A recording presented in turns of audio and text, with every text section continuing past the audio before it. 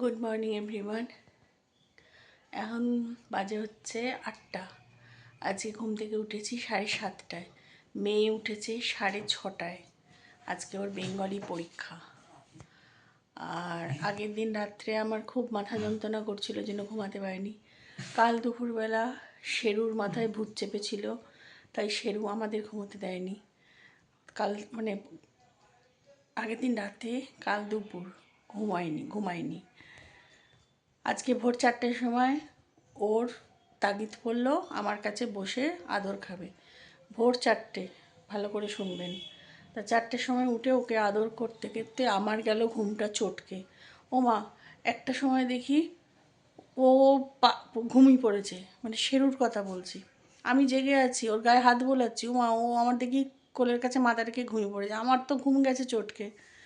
সেই ঘুম আস্তে আস্তে 4:45 হয়ে গেল। 4:45টার সময় ঘুমিয়ে, আগের দিন রাতে দুপুরে না ঘুমিয়ে পরে আর ওঠা যায়? 7:30টায় উঠেছি, যদিও উঠে ম্যানেজ করছি। আটা মেখে নিয়েছি, বেগুন ভেজে দিয়েছি, বেগুন কাটা ছিল, ওকে 1 পিস বেগুন ভেজে দিয়েছি। তারপর ও খেয়ে আসুক, তারপরে ধীরে সুস্থে সব করব। তা চলুন, ওকে আগে টিফিনটা রেডি করে দিয়ে সমস্ত টুকটাক যা আছে,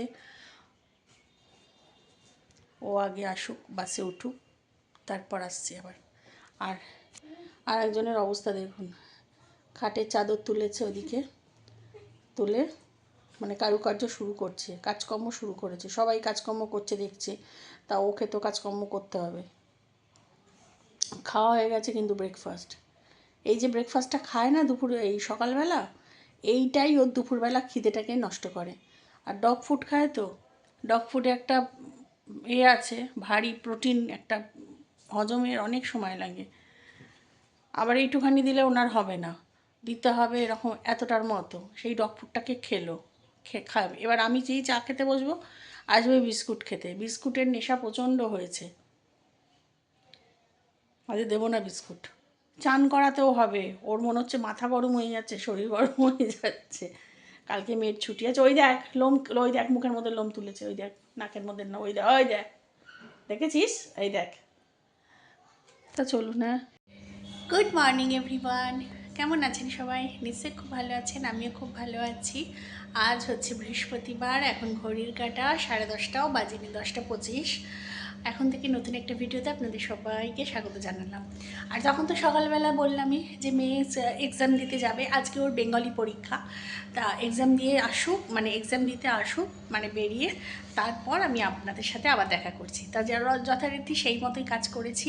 ও বেরিয়ে যাবার পরে বাসি যেটুকু মানে বাসন থাকে আমার সিঙ্কে, সেগুলো মাজা ঘষা করে নিজে ফ্রেশ হয়ে ঠাকুর ঘরে ঢুকে, ঠাকুর ঘরে সমস্ত কাজ করে গোপাল টোপাল তুলে চলে এসেছি সোজা রান্নাঘরে। এখন টিফিন বানালাম, আমার আর লাপুর টিফিন বানালাম। টিফিনে আছে বেগুন ভাজা, রুটি, আর সেদিনকার একটু আলুর তরকারি আছে। এই যে আলুর তরকারিটা আমি খাবো। বেগুন না বেশি খেলে আমার অ্যালার্জি আসে, চোখ চুলকায়, আর ঠোঁট চুলকে ঠোঁট পুরো ফুলে যাবে। এটা আমার ছোট থেকেই আছে, ডাস্ট অ্যালার্জি, আর বেগুন খেলে বেশি হয়। তো সেদিনকে বেগুন ওই ভর্তা করেছিলাম, পরশু দিনকে একটু খেলাম, তারপর এত চোখ চুলকেছে, আর ঠোঁটটা শুধু চুলকাচ্ছে, আর ঠোঁটটাও না আস্তে আস্তে আস্তে আস্তে ফুলছে। ওই জন্য আজকে আর বেগুন ভাজা খাবো না, ওই জন্য আলুর তরকারি আছে। যদিও মেয়ের থালায় একটুখানি বেগুন ভাজা আছে, ওটা আমাকে খেতে হবে, তা খেয়ে নেবো। একটুখানি অল্প খেলে হয় না, বেশি খেলেই হয়। তা চলুন আগে টিফিনটা খেয়ে নিয়ে তারপর আবার এসে দেখাবো যে কি রান্না হচ্ছে। আর আজকে না মাঝে মধ্যে রোদ্দুরটা চলে যাচ্ছে, আবার মেঘলা করছে। চলুন খেয়ে আবার আসছি।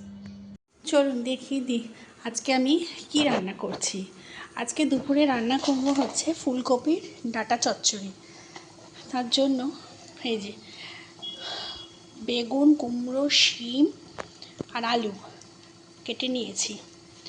আর এখানে তার জন্য সর্ষে পোস্ত পেস্ট করে রেখে দিয়েছি। আর এখানে ফুলকপির ডাঁটা মানে সিদ্ধ বসিয়েছি, মানে ফুলকপির ডাঁটাটা একটু ভাপিয়ে নিলে ভালো হয়, নুন হলুদ দিয়ে একটু ভাপিয়ে নিচ্ছি। আর তার সাথে করব হচ্ছে মুসুরির ডাল সিদ্ধ, এটা পুরো প্লেন, কোনো কিছু ফোড়ন বা সাম্বার কিছু দেবো না। আর হচ্ছে কাতলা মাছের কালিয়া করব।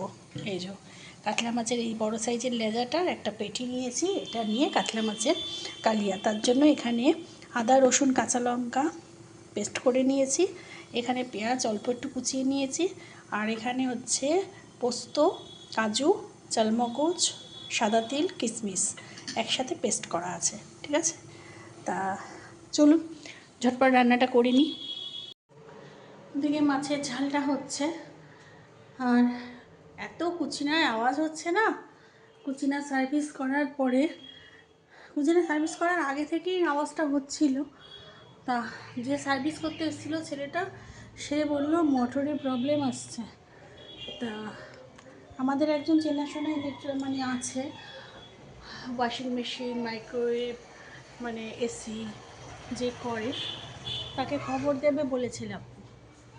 সে এসে একবার দেখে যাবে কি প্রবলেম হচ্ছে না হচ্ছে।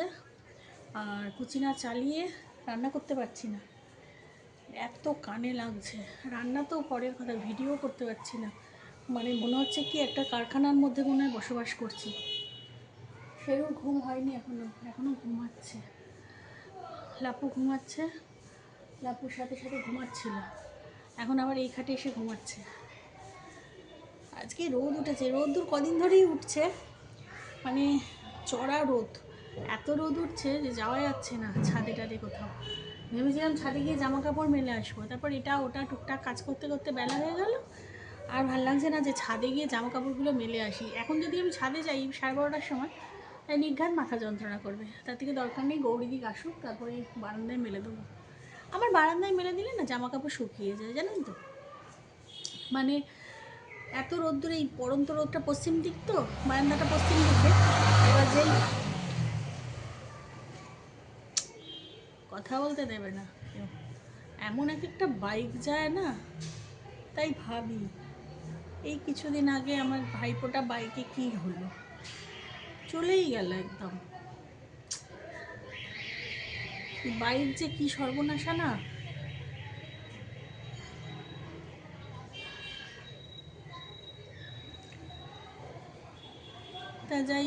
তা যাই হোক, তা কি বলছিলাম, ওর কথা মনে পড়লে না মানে অন্যমনস্ক হয়ে যাই। এখনও বাড়িটার দিকে দেখি,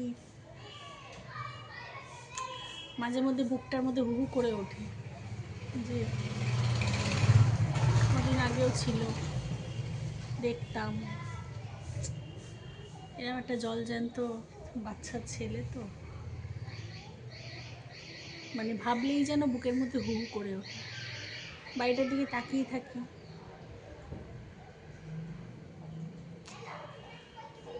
আর কি,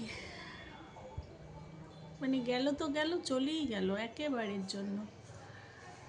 কি না, মানে আর কোনোভাবেই দেখা যাবে না, মানে কোটি কোটিবার কপাল ঠুকলেও দেখা যাবে না।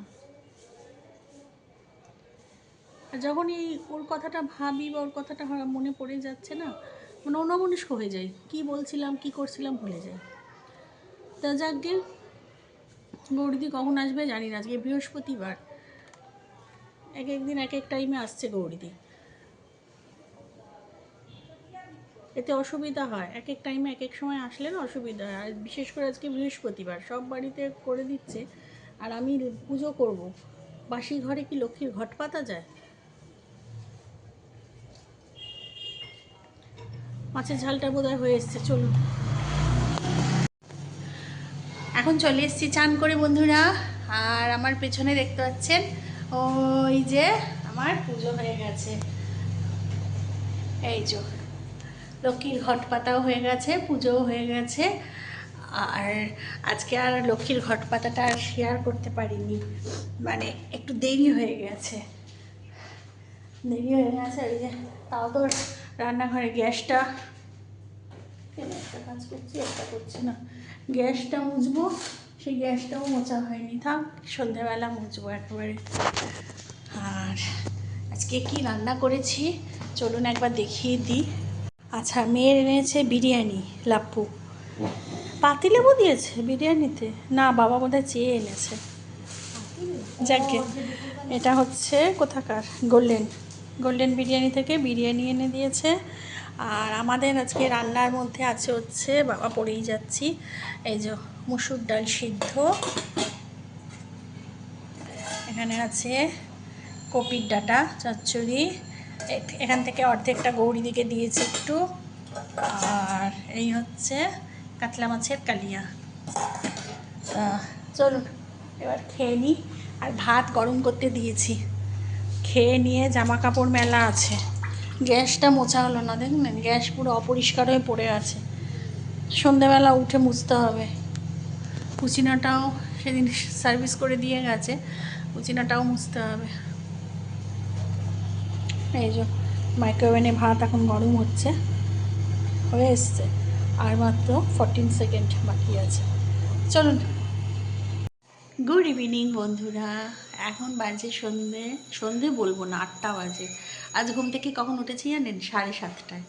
যখন 6:30টায় অ্যালার্ম দেওয়া ছিল, আর যখন ঘুমটা ভেঙেছে তখন দেখি 7:20 হয়ে গেছে, 22 হয়ে গেছে।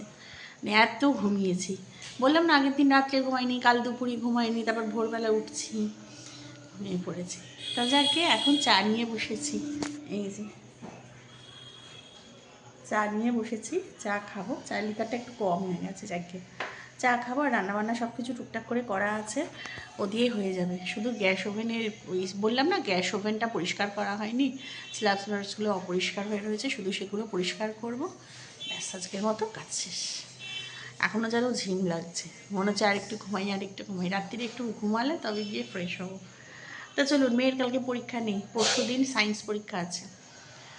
তা চলুন, হ্যাঁ। আর শুধু এই সন্ধেবেলাটুকু আটকে রেখেছিলাম। চলুন, বকটা এখানেই শেষ করি।